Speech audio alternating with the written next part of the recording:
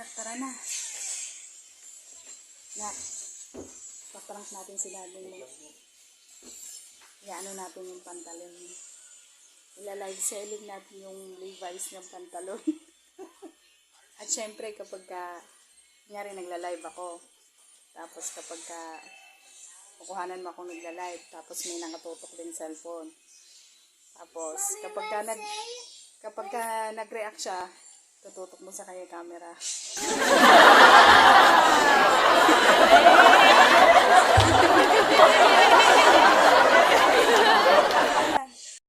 Okay guys, dito nakalagay ang kanyang mga pantalon. Ayan. So ayan po. La-live selling po natin yan. Ayan po. Bago pa po yan.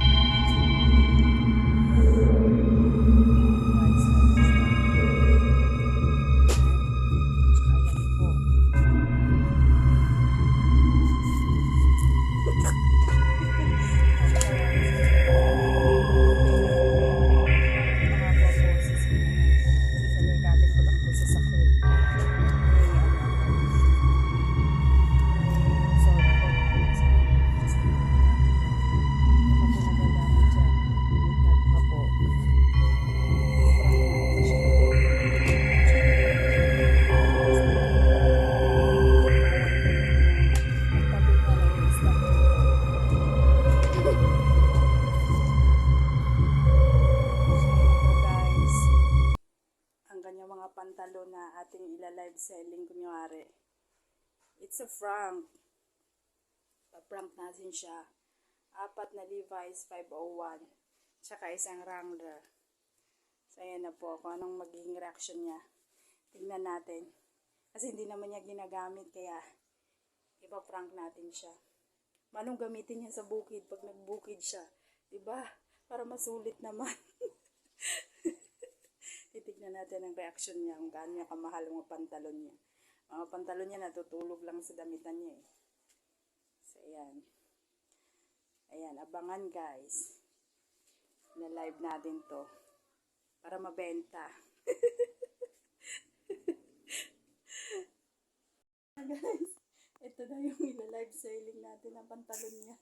Mahal na mahal yung mga pantalon niya eh. So, tingnan natin. Anong reaction niya. Ito ko nga talaga siya idadaan. Kasi andun siya sa sala. Dito ko idadaan yung mga pantalon niya. Ito ko mabuksan. Ito. Dito ko idadaan yung mga pantalon niya. Kasi andun siya sa sala. Makikita niya. Mamaya niya pa makikita, magugulat siya. Naka-live selling na.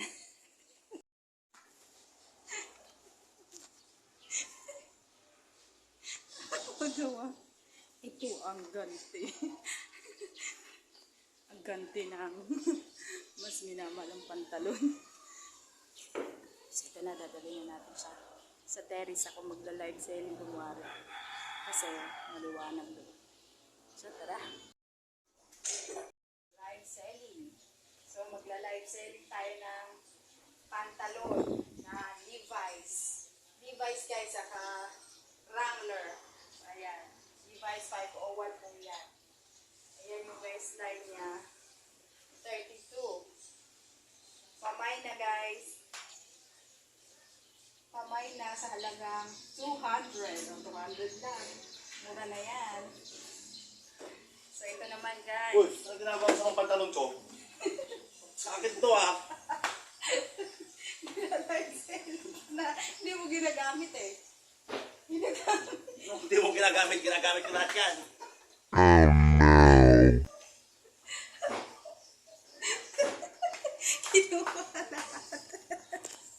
Kinuha lahat. Asa na? Asa na? Asa na yung mga pantalon? Nawala. Kinuha. Ayan, tago pa more. Ila-live selling ko talaga yan. Nagalit. Anong masasabi mo? Ano, bebenta mo yung pantalon ko, ginagamit ko yun. Ay, di. It's a prank.